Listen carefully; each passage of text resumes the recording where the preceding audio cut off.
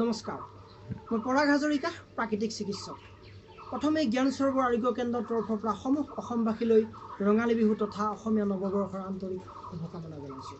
আপোনালোকৰ ৰঙালী বিহু শুভ হওক, অনাগত দিনবোৰত দুখ কষ্ট আঁতৰি সুখ সমৃদ্ধিৰে ভৰি পৰক, এই কামনা কৰিছোঁ। আজি আপোনালোকৰ মাজলৈ এক নতুন শিতান লৈ আহিছোঁ, যি আমাৰ বিহুৰ খাদ্য সামগ্ৰীৰ লগত জড়িত। আপোনালোকে নিশ্চয় ভাল পাব। আহক আমি চাওঁচোন এই শিতানটো আমি আৰম্ভ কৰোঁ। আমি আজি কথা পাতিম যে আমি খোৱা তিলৰ লাড়ু বিষয়ে। যে আমি তিলৰ যি আমাৰ গুণাগুণ, তিলৰ যি আমাৰ বিজ্ঞানসন্মত দৃষ্টিভংগী, বিজ্ঞানে কি কয়, কি কি খাদ্যপান আছে, আমি বিহুত তিলটো কিয় এড কৰা হ'ল, সঁচাই আমি শলাগিবলগীয়া। তাৰেই প্ৰমাণ কৰিছে এই বিজ্ঞানে যে তিলত কি কি আছে। আমি এতিয়া চাওঁ আহক। প্ৰথমে যদি আমি চাব যাওঁ, তিল আমাৰ দুই প্ৰকাৰৰ পোৱা যায়, ক'লা তিল আৰু বগা তিল। আমাৰ অসমত দুই ধৰণৰ খেতি হয়। ক'লা তিলটো বেছি পৰিমাণে হয়, বগা তিলৰ পৰিমাণটো কমকৈ হয়। গতিকে বগা তিল অসমতকৈ বাহিৰত এই খেতিটো বেছিকৈ হয়। গতিকে ক'লা তিলত আমি প্ৰচুৰ পৰিমাণে কেলছিয়াম পোৱা যায়।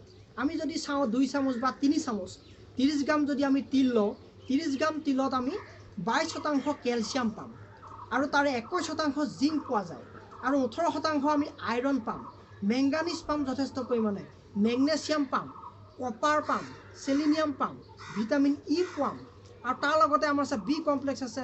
দৰকাৰী আমাৰ ভিতৰৰ অন্তঃস্ৰাৱী গ্ৰন্থিসমূহৰ বিপাক ক্ৰিয়াৰ কাৰণে অতি দৰকাৰী যে আমাৰ এমাইনো এচিড, মিথিয়নিন আৰু লাইচিন নামৰ এই দুই প্ৰকাৰ এমাইনো এচিড আছে। গতিকে আমাৰ কি হয়, যেতিয়া প্ৰচুৰ পৰিমাণে কেলছিয়াম থকাৰ কাৰণে এই যিটো প্ৰাকৃতিক কেলছিয়াম, আমাৰ যি হাড়ৰ বিষবিলাক হয়, বয়সস্থ লোকৰ চাব আপোনালোকে আঁঠুৰ বিষ হৈ যায়, ফ্ৰজেন চলজাৰ হাতৰ বিষ হয়, হাতখন উঠাব নোৱাৰা, আমাৰ মেৰুদণ্ডৰ সমস্যা হয়, ডিঙিৰ বিষ, কঁকালৰ বিষ, বা বিভিন্ন ধৰণৰ হাড়ৰ অষ্টিঅপৰচিছ বেমাৰ বা ৰিউমেটিক আৰ্থ্ৰাইটিছো হ'ব পাৰে, যিটো অট'ইমিউন ডিছঅৰ্ডাৰ। বিভিন্ন জইণ্টবিলাকত ইনফ্লেমেশ্যন হৈ যায়, চুৱেলিং হৈ যায় জইণ্টবিলাক, এনকাইলজিং স্পণ্ডাইলাইটিছ, বিভিন্ন ধৰণৰ বেমাৰ হয়। গতিকে এই সময়ত কি হয়, যিটো হাড়ৰ মাজৰ জেলবিলাক আমাৰ ক্ষয় যায়, শুকাই যায়, তাত এইটো লুব্ৰিকেণ্ট কৰাত সহায় কৰি আমাৰ তিলে, যিটো প্ৰচুৰ পৰিমাণে কেলছিয়াম আৰু নেচাৰেল ইয়াতে এটা লুব্ৰিকেটৰ আছে। আৰু তাৰ লগতে কি হয়, আমাৰ কেলছিয়ামটো প্ৰচুৰ পৰিমাণে ধৰি ৰখাৰ কাৰণে আইৰণটো অটুট থাকে। আইৰণ কেতিয়াও নকমে যদি আমি তিল ব্যৱহাৰ কৰি থাকোঁ। অকল যে আমি বিহুতেই ব্যৱহাৰ কৰিলোঁ এনেকুৱা ধৰণৰ নহয়। বিহুত তিলৰ লাড়ু আমি খালোঁ, তাৰ মাজে মাজে আমি সপ্তাহত 2-3 দিনকৈ যদি কেঁচা চাটনি দুপৰীয়া 2 চামুচ কৰি দুপৰীয়া ভাতৰ লগত খাব পাৰোঁ, অত্যন্ত লাভজনক। এই তিলে আমাক প্ৰচুৰ পৰিমাণে সহায় কৰিব। তাৰপিছতে চাব, ই আমাৰ কিডনী ৰোগ হোৱাত বাধা দিয়ে। এইসমূহ বেমাৰৰ লগতে কিডনী ৰোগ হোৱাত বাধা দিয়ে। এই যিটো মিথিয়নিন এমাইনো এচিডটোৰ কাৰণে কিডনী ষ্ট'ন হোৱাত বাধা দিব, কিডনী বিভিন্ন ধৰণৰ সমস্যা হোৱাত বাধা দিব। কেতিয়াবা পাইলোনেফ্ৰাইটিছ, গ্লোমেৰুলোনেফ্ৰাইটিছ, বিভিন্ন ধৰণৰ বেমাৰ হয়, কিডনী ৰোগত যথেষ্ট পৰিমাণে বাধা প্ৰদান কৰে। আৰু ডায়েবেটিছ ৰোগত বাধা দিয়ে। ইয়াতে পাইৰোৰেচিনল এটা কম্পাউণ্ড আছে, যিটোৱে এটা মেলটেছ নামৰ এটা এনজাইমক বাধা দিয়ে, যিটো মেলটেছ এনজাইমৰ জৰিয়তে আমাৰ ষ্টমাকত কাৰ্বহাইড্ৰেটবিলাক আমাৰ দেহলৈ ৰূপান্তৰিত হয়, মেলটছবিলাকক ব্ৰেক ডাউন কৰি পেলাই আমাৰ দেহলৈ পঠাই দিয়ে।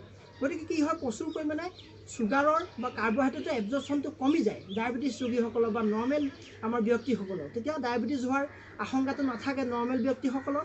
যিসকলৰ ডায়েবেটিছ থাকে তেওঁলোকৰ চুগাৰৰ পৰিমাণটো কণ্ট্ৰল হোৱাত সহায় কৰিব এই পাইৰোৰেচিনল যিটো কম্পাউণ্ড আছে ইয়াতে। গতিকে সি আমাৰ মেলটেছ নামৰ এনজাইমটোক প্ৰহিবিট কৰি পিনে এইটো এটা যথেষ্ট পৰিমাণে বিজ্ঞানসন্মতভাৱে কাম কৰে, ডায়েবেটিছ ৰোগত বাধা দিয়ে। আৰু তাৰপিছতে আমি চাওঁ হৃদৰোগত বাধা দিয়ে, উচ্চ ৰক্তচাপ কণ্ট্ৰল কৰে। মিথিয়নিন নামৰ এই এমাইনো এচিড থকাৰ কাৰণে আমাৰ উচ্চ ৰক্তচাপ নিয়ন্ত্ৰণ কৰি ৰাখিব। হাৰ্টৰ যিকোনো ধৰণৰ ভালভৰ বেমাৰ হওক, আৰ্টেৰিয়েল প্ৰব্লেম হওক, কৰ'নিয়াৰ আৰ্টেৰী ডিছঅৰ্ডাৰ হওক, আপোনাৰ হাৰ্ট ফেইলাৰ হওক, এইসমূহ বেমাৰ হোৱাত বাধা দিয়ে। চুলি সুৰক্ষা কৰি ৰাখে, প্ৰচুৰ পৰিমাণে চুলি তেজী হৈ থাকিব, আমাৰ স্কিনৰ বেমাৰ নহ'ব। আৰু তাৰপিছতে আমাৰ কি হয়, কৰ্কট ৰোগৰ ক্ষেত্ৰতো বহুত বাধা দিয়ে। কৰ্কট ৰোগৰ প্ৰতিষেধক হিচাপেও পাৰ্চিয়েলি কম পৰিমাণে কাম কৰে। প্ৰচুৰ পৰিমাণে আমাৰ নিউট্ৰিশ্যনৰ ভাণ্ডাৰ, যি জিংক, চেলিনিয়াম, কপাৰ আছে, এইবিলাকে আমাৰ ভিতৰৰ লেয়াৰবিলাক, মিউকোজেল লেয়াৰবিলাক, প্ৰতিটো গ্ৰন্থি, আমাৰ খাদ্যনলীটো ষ্ট্ৰং কৰি ৰখাত সহায় কৰে। সহজতে এচিডিটি নহ'ব, সহজতে আলচাৰ নহ'ব। এইসমূহ আমাৰ বিভিন্ন ধৰণৰ তিলৰ পৰা উপকাৰিতা পাওঁ। গতিকে আৰু ইয়াৰ লগতে বিভিন্ন নিউট্ৰিশ্যনে তেজ নকমিব, তেজৰ বেমাৰসমূহ নাহে। তিলৰ অদ্ভুত ধৰণৰ গুণাগুণ। আৰু বগা তিলৰ ক্ষেত্ৰত আইৰণৰ পৰিমাণটো প্ৰচুৰ পৰিমাণে ক'লা তিলতকৈ বেছি পোৱা যায়। যেনেদৰে ক'লা তিলত প্ৰচুৰ পৰিমাণে কেলছিয়াম পোৱা যায়, বাকী সকলো নিউট্ৰিশ্যনখিনি প্ৰায় কম বেছি পৰিমাণে একেই পোৱা যায়। যদি আমি আইৰণ ডেফিচিয়েঞ্চিৰ ক্ষেত্ৰত চাবলৈ যাওঁ তেতিয়া ক'লা তিলতকৈ বগা তিলে বেছি কাম কৰিব। যেনেধৰণে আমাৰ হাড়ৰ ক্ষেত্ৰত ক'লা তিলে বেছিকৈ কাম কৰে। গতিকে তেজৰ ক্ষেত্ৰত আমি বগা তিলবোৰ ব্যৱহাৰ কৰিব পাৰোঁ।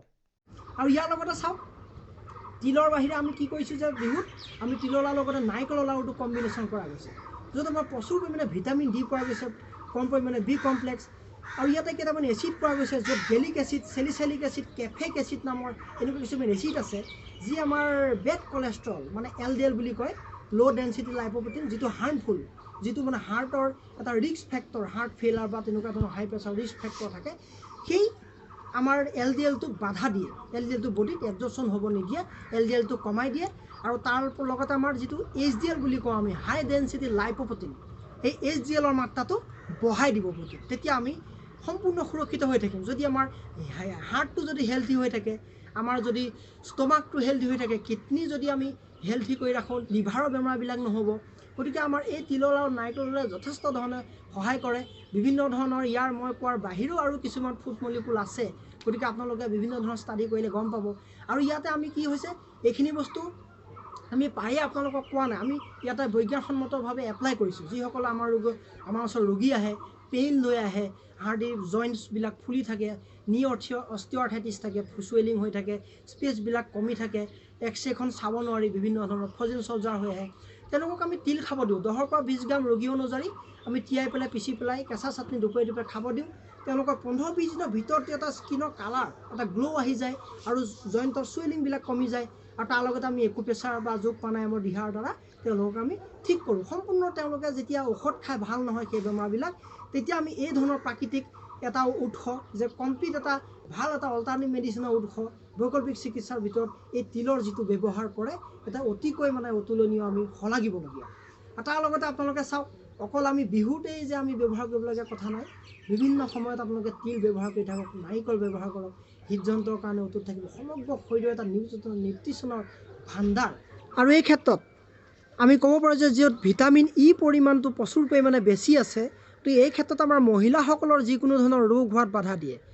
যে মাহেকীয়া বন্ধ হোৱাৰ আগে পিছে বিভিন্ন ধৰণৰ সমস্যাই দেখা দিয়ে, পেটৰ বিষ, মূৰ ঘূৰণি, বমি ভাৱ, বিভিন্ন ধৰণৰ বিষ, থাইৰয়ডৰ সমস্যা। এই ক্ষেত্ৰত আমাৰ তিলে এই ভিটামিন ই আৰু লগতে যি মিথিয়নিন, বিভিন্ন ধৰণৰ প্ৰচুৰ পৰিমাণে আমাৰ জিংক, কপাৰ, চেলিনিয়াম আছে, এই ক্ষেত্ৰত আমাৰ প্ৰচুৰ পৰিমাণে সহায় কৰে, যে ই কণ্ট্ৰল কৰি ৰখাত, এইসমূহ বেমাৰ কণ্ট্ৰল কৰি ৰখাত যথেষ্ট সহায় কৰে। আমি এইখিনি শলাগিব লাগিব, বিভিন্ন ধৰণে আমাক সহায় কৰে। আৰু গতিকে আমাৰ তিলৰ খেতি, যিসকল গাঁৱৰ খেতিয়ক, যিমান পাৰে আপোনালোকে তিলৰ খেতি বেছিকৈ কৰক, ঘৰত খাবৰ কাৰণেও ৰাখিব। গতিকে আমাৰ হেল্থ, এটা গুড হেল্থ অটুট ৰাখিব। গতিকে গম পালে আপোনালোকে আমাৰ বিহুৰ কি বিজ্ঞানসন্মত মহত্ব, আৰু ইয়াৰ বাহিৰেও বিভিন্ন ধৰণৰ আৰু বস্তু আছে, সেইখিনি আমি আকৌ নতুন শিতানেৰে আপোনালোকৰ মাজলৈ লৈ আহিম বাকী বস্তুখিনি। গতিকে আজিলৈ আপোনালোকৰ মাজত এইখিনিয়ে আছিলে, আগবঢ়ালোঁ। যদি আপোনালোকে এইখিনি ভাল পাইছে, আমাক কমেণ্টছ কৰি জনাব কেনেকুৱা পাইছে, আৰু বন্ধুবৰ্গসকলৰ মাজত শ্বেয়াৰ কৰি দিয়ক, তেওঁলোককো অৱগত কৰাওক। আৰু যদি আপোনালোকে এটা আনন্দিত, আপোনালোকে এটা লাইক কৰি দিয়ক। আৰু যিসকলে ছাবস্ক্ৰাইব কৰা নাই আমাৰ চেনেলটো, প্লিজ ছাবস্ক্ৰাইব কৰক। গতিকে সদৌ শেষত আজিলৈ আপোনালোকক লৈ পুনৰবাৰ মই অসমবাসী ৰাইজলৈ ৰঙালী বিহুৰ আৰু অসমীয়া নৱবৰ্ষৰ শুভকামনা জনাই আজিলৈ সামৰিছোঁ। ধন্যবাদ। জয় আই অসম।